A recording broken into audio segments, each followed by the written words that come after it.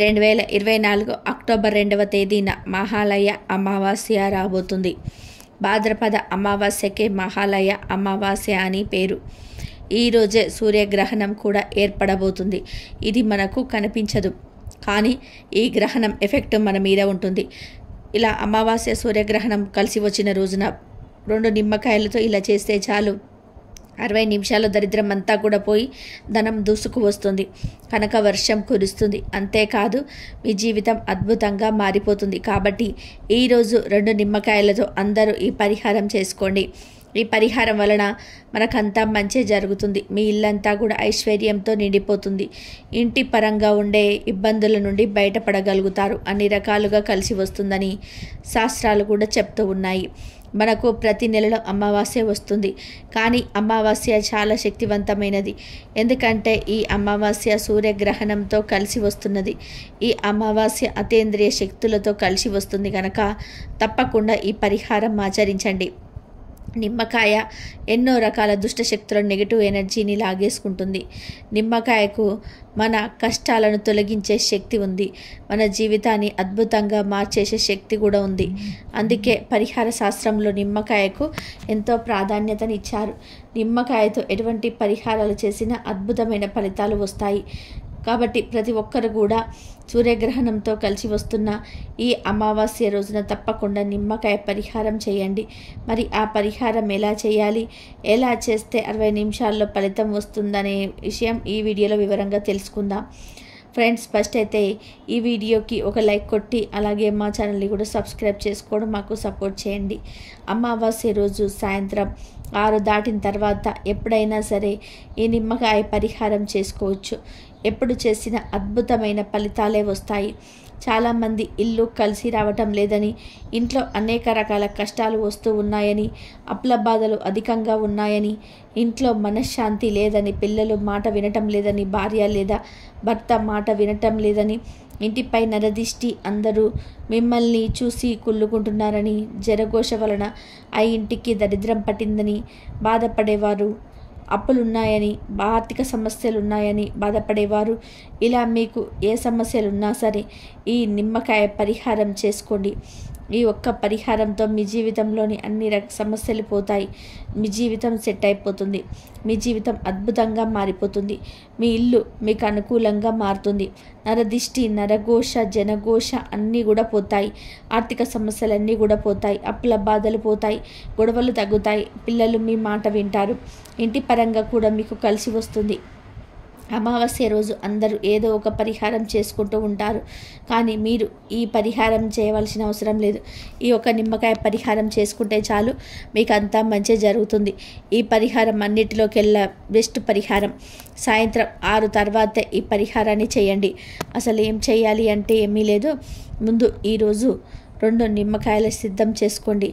ఎలాంటి మచ్చలు పుచ్చులు లేని నిమ్మనికలాడే నిమ్మకాయను తీసుకోండి. ఇంట్లో ఉండే ఆ నిమ్మకాయలతోటే ఈ పరిహారం చేసుకోవచ్చు. లేదా అప్పటికప్పుడు 2 నిమ్మకాయలను కొని తెచ్చుకొని అయినా సరే ఈ పరిహారం చేసుకోవచ్చు. ముందైతే 2 నిమ్మకాయలను అయితే తీసుకొని ఆ నిమ్మకాయలను ముందు అడ్డంగా కట్ చేయండి.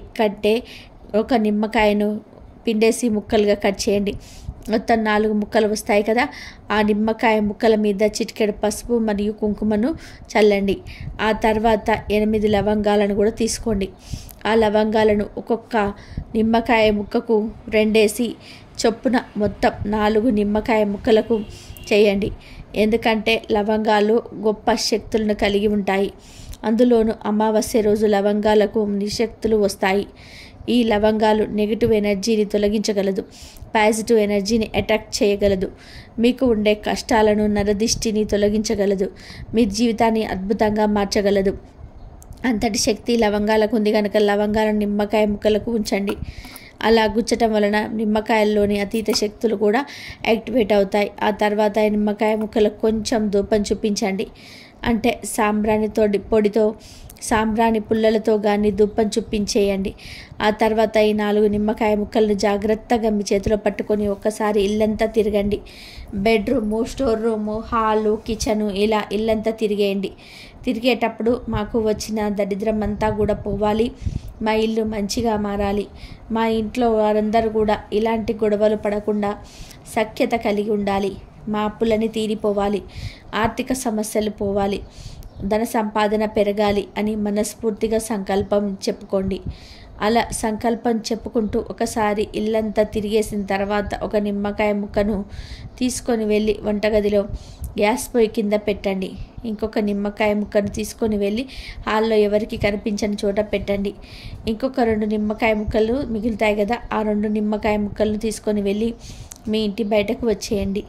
ఇంటి బయటకు వచ్చేసి మెయిన్ డోర్ గుమ్మం పక్కన అంటే 2 వైపులా కొంచెం కొంచెం గల్లులుప్పు పోసి ఆ ఉప్పు మీద ఈ నిమ్మకాయ ముక్కలను పెట్టండి.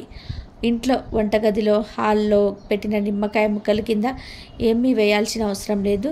గుమ్మానికి 2 వైపులా పెట్టిన నిమ్మకాయ ముక్కల మీద మాత్రం తప్పనిసరిగా ఉప్పు పోయాలి. ఇలా ఈరోజు 4 నిమ్మకాయ ముక్కలను 4 చోట్ల పెట్టడం వలన ఆ ముక్కలు మీ ఇంట్లోని చెడునంతా కూడా లాగేసుకుంటూ ఉంటాయి. మీకు ఉండే సమస్యలన్నీ కూడా పోతాయి, అప్పులు తీరిపోతాయి, ధనలాభడి పెరుగుతుంది, కష్టాలన్నీ కూడా పోతాయి, నరదిష్టి నరఘోష కూడా పోతుంది. అంతేకాదు ఈ పరిహారం చేయడం వలన కాస్తో కూస్తో ధన ప్రభావం పడిన ఆ గ్రహణం ఎఫెక్ట్ కూడా పోతుంది. కాబట్టి అందరు ఈ పరిహారం చేసుకోండి. ఇంట్లో వారికి తప్ప బయటి వారికి ఎవరికి చెప్పకుండా ఈ పరిహారం రహస్యంగా చేసుకోవాలి. ఇలా పెట్టిన 4 నిమ్మకాయ ముక్కలను 24 గంటల పాటు అక్కడే ఉంచండి. 24 గంటల తర్వాత అంటే మర్నాడు సాయంత్రం ఆ తర్వాత ఈ నిమ్మకాయ ముక్కలు మరియు గుమ్మం దగ్గర పోసిన ఉప్పును తీసి ఏదైనా ఒక క్యారీ బ్యాగ్లో వేసి ఆ క్యారీ బ్యాగ్ను ముడివేసేసి రోడ్డు మీద పడేయండి. ముఖ్యంగా 2-3 రోడ్లు కలిసే చోట పడేస్తే మరీ మంచిది. అలా పడేసిన తర్వాత వెనక్కి తిరిగి చూడకుండా ఇంటికి వచ్చేయండి. ఇంట్లోకి వెళ్ళే ముందు కాళ్ళు చేతులు కడుక్కొని ఇంట్లోకి వెళ్ళండి. ఈ పరిహారం చేయడం పూర్తయిన 60 నిమిషాల్లో మీకు ఖచ్చితమైన రిజల్ట్ అనేది కనిపిస్తుంది. అంటే ఆగిపోయిన ధనం రావటం, మీ కష్టాలు తీరే మార్గాలు తెలియటం, ఇలా ఏదో ఒక మంచి జరుగుతుంది. ఖచ్చితంగా ఏదో ఒక శుభవార్తనైతే వింటారు. మీరు చేసి చూడండి, ఖచ్చితంగా రిజల్ట్ చూస్తారు. దరిద్రం పోతుంది, ధనం మిమ్మల్ని వెతుక్కుంటూ వస్తుంది. మీ జీవితంలో ఏ విధమైన సమస్యలున్నా ఈ పరిహారం చేసుకోవచ్చు. ఇక ప్రతి ఒక్కరు కూడా ఎంతో శక్తివంతమైన ఈ అమావాస్య రోజున 2 నిమ్మకాయలతో ఈ పరిహారం చేసి 60 నిమిషాల్లో ఫలితాన్ని పొంది ఆనందంగా జీవించండి. భాద్రపద అమావాస్య రోజు సూర్యగ్రహణం రాబోతుంది. ఈ రోజుతో భాద్రపద మాసం ముగుస్తుంది. మరుసటి రోజు నుండి నవరాత్రులు ప్రారంభమవుతాయి. ఆశ్వీజ మాసం ప్రారంభమవుతుంది. ఈ మహాశక్తివంతమైన రోజు, అతేంద్రియ శక్తులు కలిగిన రోజు. అయితే ఈరోజు 2 కోడిగుడ్లతో ఇలా చేస్తే చాలు, 2 నిమిషాల్లో మీ దరిద్రం అంతా కూడా పోతుంది, కష్టాలన్నీ కూడా పోతాయి, మీరు కోటీశ్వరుడిగా మారిపోతారని శాస్త్రాలు చెప్తూ ఉన్నాయి. కోడిగుడ్ల గురించి అందరికీ కూడా తెలుసు. కోడిగుడ్లు కూర వండుకొని తింటారు. దిష్టి తీయడానికి, నెగిటివ్ ఎనర్జీని తరిమి కొట్టడానికి కూడా కోడిగుడ్లు వాడుతూ ఉంటారు. ఈ అమావాస్య చాలా శక్తివంతమైనది కాబట్టి ఈరోజు మర్చిపోకుండా కోడిగుడ్లతో రాత్రి సమయంలో ఈ పరిహారం చేసుకుంటే చాలా అద్భుత ఫలితాలు వస్తాయి. దరిద్రం మొత్తం కూడా పోతుంది, మనకు మంచి జరుగుతుంది. ఈ రోజుల్లో చాలామంది దరిద్ర బాధలతో సతమతమైపోతూ ఉన్నారు. దరిద్రం అంటే కేవలం ధనం లేకపోవడం ఒకటే కాదు, ఆరోగ్యం లేకపోవడం అది దరిద్రమే. ధనం ఉన్నా కొంతమంది కడుపు నిండా తినలేరు, అది దరిద్రమే. పెళ్ళైన కొంతమందికి పిల్లలు కలగరు, అది కూడా దరిద్రమే. ధనం లేకపోయినా, మనశ్శాంతి లేకపోయినా, ఆరోగ్యం లేకపోయినా, ఆనందం లేకపోయినా అవన్నీ కూడా దరిద్రం లెక్కలోకి వస్తాయి. ఇలాంటి రకరకాల దరిద్రాలను తొలగించే శక్తి ఈ కోడిగుడ్ల పరిహారానికి ఉంది. మన జీవితాన్ని అద్భుతంగా మార్చే శక్తి ఈ గుడ్ల పరిహారానికి ఉంది. మరి ఈ అమావాస్య రోజు కోడిగుడ్లతో ఏం చేయాలనే విషయాన్ని ఇప్పుడు ఈ వీడియోలో వివరంగా తెలుసుకుందాం. మహాశక్తివంతమైన ఈ భాద్రపద అమావాస్య రోజు 2 కోడిగుడ్లతో ఒక పరిహారం చేస్తే సమస్త దరిద్రాలు పోతాయని, 2 నిమిషాల్లో మీ జీవితం అద్భుతంగా మారిపోతుందని శాస్త్రాలు చెప్తూ ఉన్నాయి. కోడిగుడ్లు ప్రతి ఒక్కరి ఇళ్లలో ఉంటాయి. లేదంటే ఇంటి దగ్గర ఉండే చిన్న చిన్న కిరాణా షాపులలో కూడా దొరుకుతూ ఉంటాయి. కోడిగుడ్లు తీసుకొని చాలా సులభంగా ఈ పరిహారం చేసుకోవచ్చు. ఈ పరిహారం చేయడం వలన దరిద్రాలు పోతాయి, చేసే పనుల్లో ఆటంకాలు రాకుండా ఉంటాయి, ఇబ్బందులు పోతాయి, నరదిష్టి జనఘోష కూడా పోతాయి. ఈ పరిహారం అన్ని విధాలుగా అద్భుతంగా పనికొస్తుంది. ఇంట్లో ఉండే చెడు నెగటివ్ ఎనర్జీ పోవడానికి, కష్టాలు తీరడానికి ఈ పరిహారం ఎంతగానో ఉపయోగపడుతుంది. అసలు ఏం చేయాలి అంటే ఏమీ లేదు. 2 కోడిగుడ్లు తీసుకోండి. ముందు 2 కోడిగుడ్లు తీసుకొని వాటిని ఒక ఎర్రటి రంగు క్లాత్లో వేయండి. చిన్న ఎరుపు రంగు వస్త్రంలో సరిపోతుంది. జాకెట్ ముక్కలైనా సరే ఈ పరిహారానికి వాడుకోవచ్చు. అంటే వాడినది కాకుండా కొత్త వస్త్రం ముక్కను తీసుకొని ఆ వస్త్రంలో ఈ 2 కోడిగుడ్లు వేయండి. కోడిగుడ్లకు విపరీత శక్తులుంటాయి అని పరిహార శాస్త్రంలో వివరంగా చెప్పారు. కనుక ముందు 2 కోడిగుడ్లు వేయండి. ఆ తర్వాత కొంచెం గల్లులుప్పు కూడా తీసుకొని ఆ ఉప్పును కూడా ఈ వస్త్రంలో వేయండి. గల్లులుప్పు ఎందుకు వేయాలి అంటే గల్లులుప్పుకు ఎన్నో విపరీత శక్తులు ఉంటాయి. ఉప్పు అంటే లక్ష్మీదేవికి ఇష్టమైన పదార్థం. ఉప్పుకు కూడా మన దరిద్రాలని తొలగించే శక్తి ఉంటుంది. మన జీవితాన్ని ఆనందమయంగా మార్చే శక్తి ఉప్పుకు ఉంటుంది కనుక ఉప్పును వేయండి. చివరిలో చిటికెడు పసుపు మరియు కుంకుమను కూడా ఈ వస్త్రంలో వేసి ధూపం చూపించండి. తర్వాత వీటన్నిటిని కూడా కలిపి ఒక మూటలాగా కట్టండి. ఈ మూట పైన ముందు పసుపుతో ఒక బొట్టు పెట్టండి. ఆ పైన కుంకుమతో ఒక బొట్టు పెట్టండి. తర్వాత ఈ మూటను తీసుకొని వెళ్ళి మీ ఇంటి వంటగదిలో ఏదైనా మూలలో ఎవరికి కనపడని చోట పెట్టండి. రహస్యంగా ఉండేలాగా పెట్టండి. ఈ పరిహారాన్నంతా కూడా రాత్రి సమయంలో చేయండి. వంటగదిలో గుడ్లు ఉన్న మూట పెట్టేసి ఇక మీరు పడుకోవచ్చు, లేదా మీరు ఏదే పనులు చేసుకోవచ్చు. గుడ్లు మూటను ఒక రోజంతా కూడా వంటగదిలోనే ఉంచాలి. 24 గంటలు ఉంచాలి. అంటే అమావాస్య రోజు రాత్రి 7 గంటలకు పెడితే మళ్ళీ మరుసటి రోజు రాత్రి 7 గంటల తర్వాత తీయాలి. 24 గంటల తర్వాత ఈ గుడ్ల మూటను తీసి జాగ్రత్త కింద పడకుండా, అంటే గుడ్లు పగలకుండా ఆ మూటను తీసుకొని వెళ్ళి 4 రోడ్లు కలిసే చోట, లేదా 3 రోడ్లు కలిసే చోట, లేదా 2 రోడ్లు కలిసే చోట దారి పక్కన పెట్టేసి వచ్చేసేయండి. పడేస్తే గుడ్లు పగిలిపోతాయి కనుక నిదానంగా ఆ గుడ్లున్న మూటని కింద పడేసి వెనక్కి తిరిగి చూడకుండా ఇంటికి వచ్చేయండి. ఇంట్లోకి వెళ్ళే ముందు కాళ్ళు చేతులు కడుక్కోండి. ఇలా ఈ పరిహారం పూర్తి చేసిన 2 నిమిషాల్లోనే మీకు ఖచ్చితమైన ఫలితం వస్తుంది. దరిద్రం పోతుంది. దరిద్రాల నుండి బయటపడే మార్గాలు తెలుస్తాయి. నమ్మి చేయండి. 100కు 100% ఫలితాలు అయితే, ఖచ్చితమైన ఫలితాలు అయితే వస్తాయి. కావలసినంత ధనం వస్తుంది. నెగిటివ్ ఎనర్జీ పోతుంది. దిష్టి దోషాలు పోతాయి. అనంతమైన ఫలితాలు వస్తాయి. నరఘోష జనఘోష అన్నీ పోతాయి. ఈ పరిహారం చాలా బాగా ఉపయోగపడుతుంది. అతీత శక్తులు కలిగిన ఈ అమావాస్య రోజున 2 కోడిగుడ్లతో ఈ పరిహారం చేసుకోవడం వల్ల చాలా మంచి జరుగుతుంది. ఇంట్లో చెడంతా కూడా పోతుంది. దరిద్రం ఉండే విముక్తి కలుగుతుంది. చాలామంది ఇంట్లో ఎప్పుడు ఏదో ఒక సమస్యతో వస్తుందని, ఇంట్లో సుఖ సంతోషాలు కరువు అవుతున్నాయని, ఎప్పుడు ఏదో ఒక ఆటంకం వస్తూనే ఉందని ఎంతో దిగులు పడిపోతూ ఉంటారు. ఇలాంటి సమస్య వారందరూ కూడా ఈ పరిహారం చేసుకుంటే ఖచ్చితంగా కష్టాలు రాకుండా ఉంటాయి. ఈ పరిహారం 2 నిమిషాల్లోనే మీకు ఉచితమైన ఫలితాలను అయితే చూడగలుగుతారు. అంటే 2 నిమిషాల్లో కోట్లు వచ్చి పడిపోతాయని కాదు. ఇంట్లో వాతావరణం బాగుంది అనిపిస్తుంది. మనసులో భారం తగ్గినట్టుగా అనిపిస్తుంది. మనకు ప్రశాంతంగానే అనిపిస్తుంది. ఇంట్లోని ఏదో తెలియని చెడు శక్తి బయటకు వెళ్ళినట్టుగా ఉంటుంది. ఆ డిఫరెన్స్ మీకే తెలుస్తుంది. దరిద్రం అంతా కూడా పోతుంది. ఆ తర్వాత క్రమంలో మీకు అంతా మంచి జరుగుతుంది. ఎక్కువ ధనం సంపాదించుకునే యోగాలు వస్తాయి. ధన సమస్యలు బాధలు పోతాయి. కడుపు నిండా తినగలుగుతారు. మనశ్శాంతిగా ఉండగలుగుతారు. ఆనందంగా ఉండగలుగుతారు. కనుక మీరు ఎంతో శక్తివంతమైన ఈ భాద్రపద అమావాస్య రోజున 2 కోడిగుడ్లతో ఈ పరిహారం చేసి దరిద్రాన్ని వదిలించుకోండి. భాద్రపద బహుళ అమావాస్యను మహాలయ అమావాస్య అంటారు. చనిపోయిన పితృల స్మృతి కోసం ఏర్పాటు చేయబడిన ఈ అమావాస్యను సర్వపితృ అమావాస్య అంటారు. ఈరోజు పితృలను గుర్తు చేసుకొని తర్పణాలు వదులుతారు. స్వార్థ కర్మలు చేస్తారు. చనిపోయిన తన పెద్దల జ్ఞాపకాలు ఏ కులం వారైనా, ఏ మతం వారైనా, ఏ వర్గం వారైనా పాటించే కార్యక్రమం ఇది. ప్రపంచవ్యాప్తంగా అందరికీ ఈ పితృస్మరణ రోజున ప్రత్యేకంగా ఉన్నది. భాద్రపద మాసంలో వచ్చే అమావాస్య రోజున సాధారణంగా పితృపక్షాలు నిర్వహిస్తూ ఉంటారు. ఈరోజు పెద్దలకు తర్పణాలు వదలాలి. వారిని తలుచుకొని బ్రాహ్మణులకు భోజనం పెట్టాలి. వీలుగాని వారు 2 వ్యక్తులకు భోజనం తయారు చేసుకోవడానికి సరిపోయే అన్ని వస్తువులను బియ్యము, ఉప్పు, పప్పులు, కూరలు, నూనెతో సహా అన్ని పెద్దల పేరు తలుచుకుంటూ బ్రాహ్మణులకు లేదా ఉచితమైన వ్యక్తులకు ఇవ్వాలి. వారి పేరున శక్తి కొలది దానంగా చేయాలి. భాద్రపద మాసంలోని శుక్లపక్షము దేవతా పూజలకు ఉత్కృష్టమైన కాలం కాగా కృష్ణపక్షం పితృదేవతల ఆరాధనలకు అత్యంత ప్రీతికరమైన కాలంగా పురాణాలు చెప్తూ ఉన్నాయి.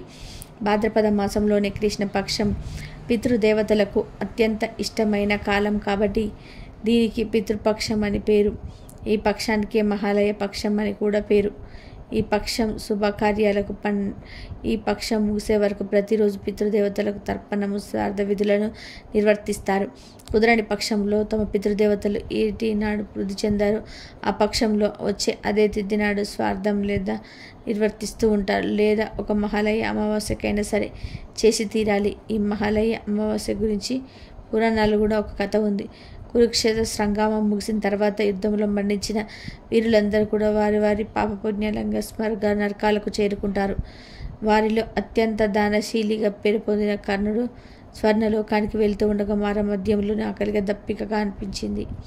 అప్పుడు కర్ణుడికి సమీపంలో ఒక కొలను కనిపించింది. ఆ కొలనులోని నీటిని దోసిల్లోకి తీసుకొని నోటి ముందుకు చేర్చుకొని ఆత్రంగా తాగిపోయాడు. కానీ చిత్రంగా ఆ నీరు కాస్త బంగార ప్రావంలాగా మారిపోయింది. త్రాగడానికి పనికి రాకుండా పోయింది. ప్రతిసారి అలాగే అయింది. ఈలోగా విపరీతమైన ఆకలి వేయడంతో కంటికి ఎదురుగా ఉన్న ఒక ఫలవృక్షాన్ని సేవించి చేతికి అందే అంత దూరంలో ఉన్న ఓ పండును కోసాడు కర్ణుడు. మధురమైన వాసనలతో ఉన్న ఆ పండును కొరికాడు. పండు కాస్త పంటి కింద రాయిలాగా తగిలి నొప్పి కలిగింది. చూస్తే ఆ పండు కూడా బంగారంగా మారిపోయింది. మరో పండు కోసాడు. మళ్ళీ అది అనుభవం ఎదురైనది. ఏది తిన్నా ఏది తాగబోయినా మొత్తం బంగారమయంగా మారిపోతూ ఉన్నాయి. తప్పితే ఆకలి దాహం తీరటం లేదు. దాంతో కర్ణుడు తన ఆకలి దప్పికలు తీరే మార్గం లేక నిరాశ నిస్పృహలతో ఒక చోట కూలబడిపోయాడు. అప్పుడు అశరీరవాణి, కర్ణ, నీవు దానశీలిగా పేరొందావు. చేతికి ఎముక లేకుండా దానాలు చేశావు. అయితే బంగారము, వెండి, ధనం రూపేణ చేశావు. కానీ కనీసం ఒక్కరికి కూడా అన్నం పెట్టి వారి ఆకలి తీర్చలేదు. అందువల్లే నీకు ఈ పరిస్థితి ఏర్పడింది అని పలికింది. అప్పుడు కర్ణుడికి ఒక సంఘటన గుర్తుకొచ్చింది. ఒక సందర్భంలో ఒక పేద బ్రాహ్మణుడు ఆకలితో నా కడుపు నకనకలాడిపోతుంది మహారాజా, ముందు నాకు ఇంత అన్నం పెట్టించండి మహాప్రభు అని నోరు తెరిచి అడిగాడు.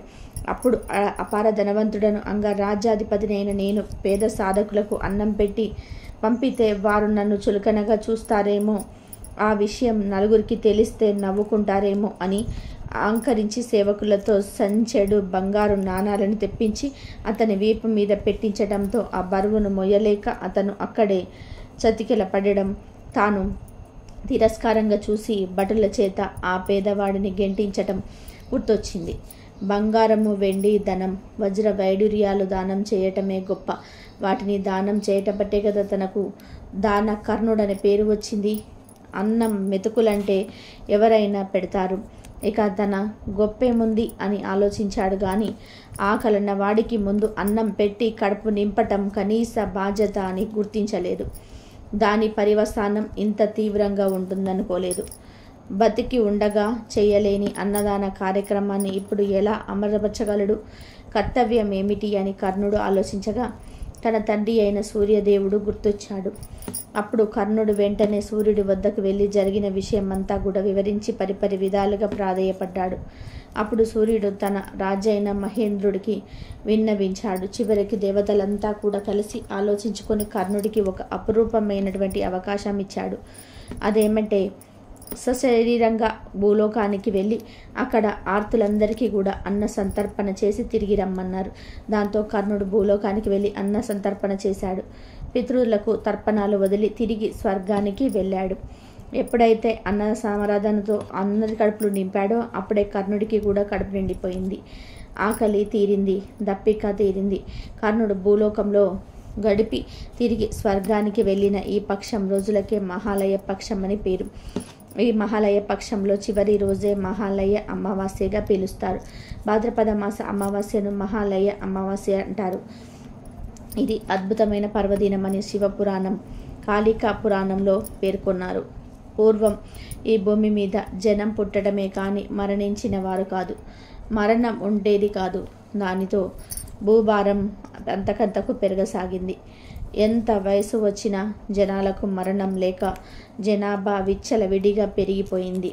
అప్పుడు బ్రహ్మదేవుడు శ్రీ మహావిష్ణువును ఈశ్వరుణ్ణి శరణు వేడగా ఈశ్వరుడు బ్రహ్మదేవుడితో ఇలా అన్నాడు: ఈ జనం పుట్టి వేరే లోకాలకు వెళ్ళలేకపోవడం వలన భూదేవికి భారం పెరిగిపోతుంది అనే భ్రమతో అంటాడు.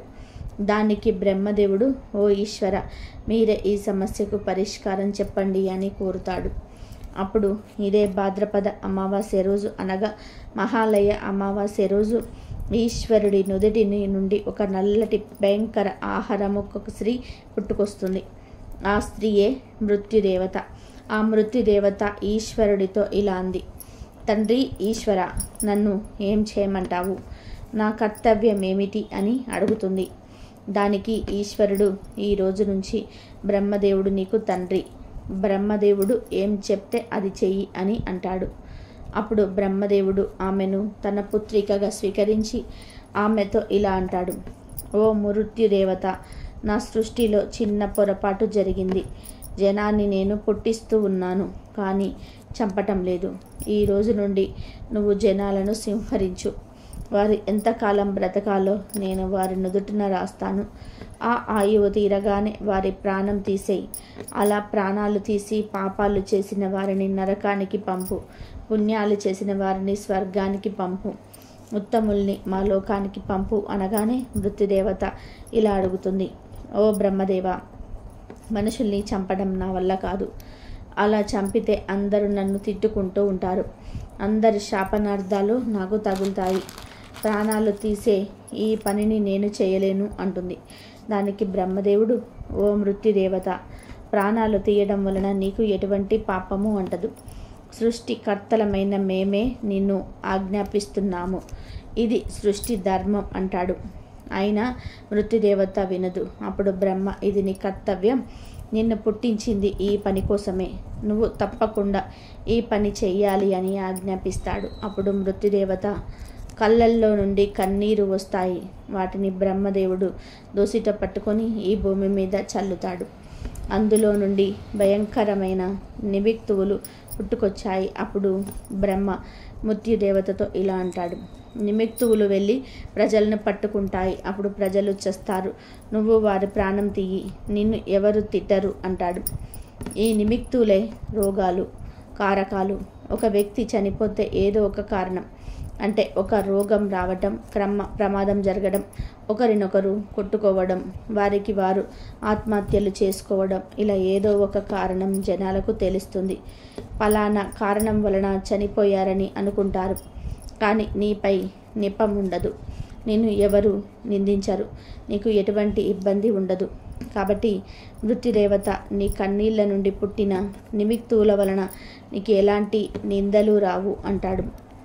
దానికి మృత్యుదేవత సరేనని తాను ఎవరినైనా చంపే ముందు ఈ నిమిక్తువులను పంపి రకరకాల కారణాల వల్ల వారు చనిపోయగానే వారి ప్రాణాలను మృత్యుదేవత తీసేస్తుంది. అప్పుడు జనమంతా విపరీతంగా మరణించడం మొదలుపెట్టారు. మరణాలు ఎక్కువైపోయాయి. అప్పుడు మళ్ళీ జనమంతా కలిసి ఈశ్వరుని భక్తితో ప్రార్థించారు. అప్పుడు మహాశివుడు ఇలా, ప్రాణాలు అధికంగా పోవడానికి మృత్యుదేవతే కారణం. మృత్యుదేవత తన ప్రభావాన్ని అధికంగా చూపటం వలనే అధికంగా ప్రాణాలు పోతూ ఉన్నాయని గ్రహించాడు. ఇలా ప్రజలు వెంటనే చనిపోతే దానిని మహాలయం అంటారు. అంటే తొందరగా లయం అవటం అని అర్థం. కాబట్టి అలా తొందరగా చనిపోకుండా ఒక క్రమ పద్ధతిలో వారి వారి ఆయుష్ పూర్తిగా తీరేదాకా బ్రతికేలాగా ఒక విధానాన్ని నేను ఏర్పాటు చేస్తాను అని ఈరోజు భాద్రపద అమావాస్య అంటే ఈ మహాలయ అమ్మ రోజుని నేను చెప్పే ఒక వ్రతం చేస్తే అపమృత్యు దోషాలు తొలగి దీర్ఘకాలం ఆయుధారోగ్యాలతో జీవిస్తారు అని ఈశ్వరుడు మహాలయ అమావాస్య వ్రతం గురించి చెప్పారు. ఈ మహాలయ అమావాస్య రోజున తెల్లవారుజామున లేచి తలస్నానం చేసి నీలం లేదా తెలుపు వస్త్రాలు ధరించాలి. నుదుటిన విభూది పూసుకొని త్రిమూర్తుల పటం పెట్టుకొని పూజించాలి. ముందు విఘ్నేశ్వరుని పూజించి ఆ తర్వాత 3 రకాల కూరగాయలు తీసుకోవాలి. అంటే పచ్చి కంద, బచ్చలి, తోటకూర లేదా అరటికాయ, ఈ మూడిటిని త్రిమూర్తులకు నివేదన చేయాలి. భక్తి శ్రద్ధలతో విష్ణుమూర్తి యొక్క అష్టోత్తర శతనామాలను, ఈశ్వరుడి యొక్క అష్టోత్తర శతనామాలతోటి ఆ ఇద్దరిని అర్చించాలి. బ్రహ్మదేవుడికి అష్టోత్తరాలు లేవు. ఇక ఆ తర్వాత ఈ కూరగాయలను స్వయం పాకంగా వండుతూ పండితులకు దానం ఇవ్వాలి. ఈరోజు ఇలా చేస్తే అపమృత్యు దోషాలు తొలగిపోతాయి. దీర్ఘకాలం అష్టైశ్వర్యాలు, ఆయురారోగ్యాలతో జీవిస్తారని సాక్షాత్తు ఆ మహాశివుడే జనులకు చెప్పాడు. అలాగే ప్రపంచ ప్రళయం కూడా ఈ భాద్రపద మాసంలో మహాలయ అమావాస్య రోజు వచ్చింది. ప్రపంచం అంతమయ్యే సమయంలో భయంకర అగ్ని జ్వాలలు భూమిని 100 సంవత్సరాలు కాల్చివేస్తాయి. ఈ భూమి మీద సమస్త జీవరాశి కూడా బూడిదైపోతుంది. అప్పుడు మళ్ళీ 100 సంవత్సరాలు ఏకదాటిగా వర్షం కురుస్తుంది. ఆ జల ప్రళయంలో లోకమంతా కూడా కొట్టుకుపోతుంది. దానికే మహాలయం అని పేరు. కాబట్టి ఎవరైతే మహాలయ అమావాస్య రోజు ఈశ్వరుడి భక్తి శ్రద్ధలతో పూజిస్తారో వారు 100 ఏళ్ళు అగ్నిలో కాలకుండా, 100 ఏళ్ళు వర్షంలో కొట్టుకుపోకుండా ఈశ్వరుడి దగ్గరకు శరీరంతో కానీ లేదా ఆత్మతో కానీ వెళ్తాము. మళ్ళీ సృష్టి మొదలయ్యాక ఆ మహాశివుడి దగ్గరే ఉంటాము. అందుకే మహాలయ అమావాస్య ఎంతో గొప్పది. కాబట్టి మహాలయంలో నాశనం కాకుండా ఉండాలి అంటే ఈ మహాలయ అమావాస్య రోజు ఇప్పుడు మనం చెప్పుకున్న విధానంగా చేసి నిండు 100 ఏళ్ళు జీవించి శివ సాహిత్యాన్ని పొందండి. మహాలయ అమావాస్య రోజు ప్రతి ఒక్కరు కూడా త్రిమూర్తులను ఇప్పుడు మనం చెప్పుకున్న విధానంగా పూజించండి. ఇది మహాశివుడే చెప్పిన పరమ రహస్యం. అక్టోబర్ 2వ తేదీన ఏర్పడేది అంగుళీయక సూర్యగ్రహణం. ఈ ప్రపంచంలో చాలా చోట్ల కనిపిస్తుంది, కానీ మన భారతదేశంలో మాత్రం కనిపించదు. ఖగోళాలలో గ్రహణాలు ఏర్పడుతూ ఉంటాయి. చాలామంది జ్యోతిష్యులు ఎప్పుడు ఎలాంటి గ్రహణాలు ఏర్పడతాయి, ఆ గ్రహణాల తర్వాత ఎలాంటి విపత్తులు వస్తాయనే విషయాలను నోట్ చేసి పెట్టుకుంటూ ఉంటారు. అయితే అక్టోబర్ 2న సూర్యగ్రహణం ఏర్పడబోతుంది కదా. అయితే సేమ్ ఇలాంటి గ్రహణమే 6000 సంవత్సరాల క్రితం వచ్చిందని జ్యోతిష్యాలు చెప్తున్నారు. ఇది సంపూర్ణ ఖగ్రాస సూర్యగ్రహణం. దీనిని రింగ్ ఆఫ్ ఫైర్ అని పిలుస్తూ ఉంటారు. రింగ్ ఆఫ్ ఫైర్ అనేది అసలు రాదు, 6000 సంవత్సరాల క్రితం వచ్చింది. మరి ఇప్పుడు వస్తుంది. మనకి ఎప్పుడు సూర్యగ్రహణాలు వచ్చినా పాక్షికంగా వస్తాయి లేదా సంపూర్ణ సూర్యగ్రహణాలు వస్తాయి. కానీ కంగ్రా సూర్యగ్రహణాలు చాలా చాలా అరుదుగా వస్తాయి. అంటే సూర్యుని చంద్రుణ్ణి అడ్డుకుంటారు, కానీ పూర్తిగా అడ్డుకోడు. దాని వలన చుట్టూ అగ్ని గోళంలాగా రింగ్ లాగా కనిపిస్తుంది, ఎర్రటి రంగులాగా కనిపిస్తుంది. అందుకే దీన్ని రింగ్ ఆఫ్ ఫైర్ అని అంటారు. అంటే ఇలాంటి సూర్యగ్రహణం మహాభారత యుద్ధానికి ముందు వచ్చింది. ఈ గ్రహణం తర్వాతే మహాభారత యుద్ధం జరిగింది. ఈ గ్రహణం ఏదో ఒక విపత్తును తీసుకొస్తుంది. ఈ సూర్యగ్రహణం ఏర్పడడం ప్రపంచానికి కీడును తీసుకొస్తుంది.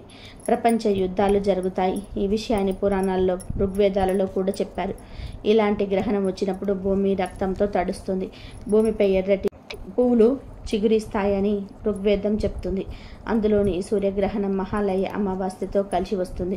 మహాలయం అంటే పూర్తిగా నాశనం చేసేది అని అర్థం. అత్యంత శ్రేష్టమైన అమావాస్య మహాలయ అమావాస్య అని స్వయంగా కృష్ణుడు చెప్పాడు. ఒకసారి అర్జునుడు కృష్ణుణ్ణి, కృష్ణ 15 తిథులలో ఏ తిథి శ్రేష్టమైనది అని అడుగుతాడు. అప్పుడు కృష్ణుడు, అర్జున మొత్తం 365 రోజులు శ్రేష్టమైనవే అని అన్నాడు. అప్పుడు అర్జునుడు మళ్ళీ, అలా కాదు కృష్ణ, తిథులకు ఏదో ఒక ప్రయోజనం ఉంటుంది కదా, పూర్తి సంవత్సరంలో అత్యంత శ్రేష్టమైన 15 తిథుల గురించి నాకు చెప్పు అని అడుగుతాడు. అప్పుడు కృష్ణుడు అర్జునుడితో, అర్జున, పాడ్యమి తిథులన్నిటిలోకెల్లా బలిపాడ్యమి శ్రేష్టమైనది. ద్వితీయ తిథులన్నిటిలోకెల్లా యమద్వితీయ శ్రేష్టమైనది. తృతీయ తిథులలో అక్షయ తృతీయ శ్రేష్టమైనది. చవితి తిథులలో వినాయక చవితి శ్రేష్టమైనది. పంచమి తిథులలో వసంత పంచమి గొప్ప తిథి. షష్ఠి తిథులలో సుబ్రహ్మణ్య షష్ఠి శ్రేష్టమైనది. సప్తమి తిథులలో రథసప్తమి, భానుసప్తమి శ్రేష్టమైనది. అష్టమి తిథులలో కృష్ణాష్టమి శ్రేష్టమైనది. నవమి తిథులలో శ్రీరామ నవమి శ్రేష్టమైనది. దశమి తిథులలో విజయదశమి శ్రేష్టమైనది. ఏకాదశులలో భీష్మ ఏకాదశి శ్రేష్టమైనది. ద్వాదశులలో వామన ద్వాదశి శ్రేష్టమైనది. త్రయోదశి తిథులలో ధనత్రయోదశి స్థితి శ్రేష్టమైనది. చతుర్దశులలో నరక చతుర్దశి శ్రేష్టమైనది. అమావాస్యలన్నిటిలోకెల్లా ఆశ్వీజ ఈశ అమావాస్య, మహాలయ అమావాస్య శ్రేష్టమైనది. పౌర్ణములన్నిటిలో కార్తీక పౌర్ణమి, ఆశ్వీజ ఈశ పౌర్ణమి శ్రేష్టమైనవి అని కృష్ణుడు అర్జునుడికి చెప్తాడు. కాబట్టి మహాలయ అమావాస్య చాలా శక్తివంతమైన అమావాస్య. ఈ అమావాస్య రోజున గ్రహణం, అందులోనూ కంగ్రాస సూర్యగ్రహణం ఏర్పడడం వలన ప్రకృతి జీవనాశనాన్ని కోరుకుంటుంది. ఈ సూర్యగ్రహణం భారత కాలమానం ప్రకారం అక్టోబర్ 2వ తేదీ బుధవారం మహాలయ అమావాస్య రోజు రాత్రి 9:13 ప్రారంభమై అక్టోబర్ 3వ తేదీ ఉదయం 3:15 ముగుస్తుంది. ఈ సమయంలో మనకు సూర్యుడు కనిపిస్తాడా? కనిపించడు. కనుక ఈ గ్రహణం కూడా మనకు కనిపించదు. ఈ గ్రహణం కనిపించదు గనక దేవాలయాలు క్లోజ్ చేసే అవసరం లేదు. నైట్ టైం ఎలాగో టెంపుల్స్ క్లోజ్ చేసి ఉంటాయి. ఈ గ్రహణం గురించి ప్రత్యేకంగా క్లోజ్ చేయరు. అలాగే ఆహారం మీద దర్బలు వేయాల్సిన అవసరం గిట్ల లేదు. గ్రహణ సమయంలో ఆహారం తినవచ్చు, ప్రయాణాలు చేస్తున్నా పర్వాలేదు. ఈ గ్రహణానికి సంబంధించి పట్టు విడుపు స్నానాలు చేయాల్సిన అవసరం గిట్ల లేదు. అలాగే గర్భిణీ స్త్రీలు గ్రహణ సమయంలో బయటకు రాకుండా ఉంటే చాలు. ఇంట్లో ఉండి ఏం చేసుకున్నా పర్వాలేదు. గ్రహణ సమయం అనేది పర్వకాలం. గ్రహణ సమయం అనేది ఒక వరం.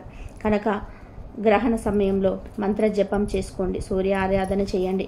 ఓం నమః శివాయ, శ్రీమాత్రే నమః అనే మంత్రాలను జపం చేసుకోండి. 1,000,000 రెట్ల పుణ్యఫలం వస్తుంది. గ్రహణ సమయంలో ఎటువంటి మంత్ర ఉచ్చారణ చేసినా మీ జీవితం అద్భుతంగా మారుతుంది. గనక అందరూ కూడా ఈ గ్రహణ సమయంలో మంత్రాలు జపించండి. ఇదే అక్టోబర్ 2న ఏర్పడే సూర్యగ్రహణం యొక్క వివరణ. ఇదండి ఈరోజు వీడియో. నా వీడియో కనుక మీకు నచ్చినట్లయితే ప్లీజ్ లైక్ చేయండి, షేర్ చేయండి, సబ్స్క్రైబ్ చేయండి. మరొక మంచి వీడియోతో మళ్ళీ కలుద్దాం. కాబట్టి గ్రహణ సమయంలో ఏమేమి నియమాలు పాటించాలో, పాటించకూడని విషయాలు ఏంటో తెలుసుకున్నారు కదా. ఈ విధంగా చేయండి. 5 ఆరోగ్య అష్టైశ్వర్యాలతో ఆ స్వామి వారి అనుగ్రహం అందరిపైన ఉంటుంది.